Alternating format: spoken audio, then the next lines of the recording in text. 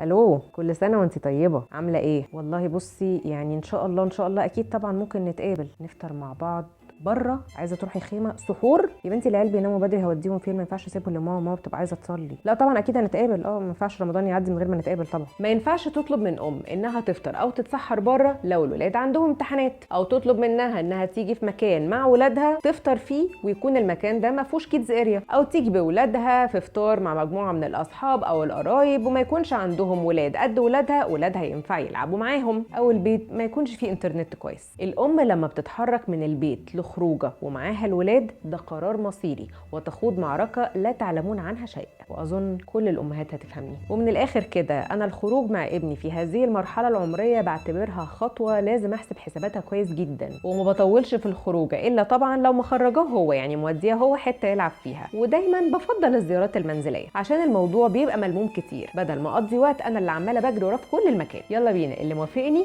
يرفع ايده في التعليقات.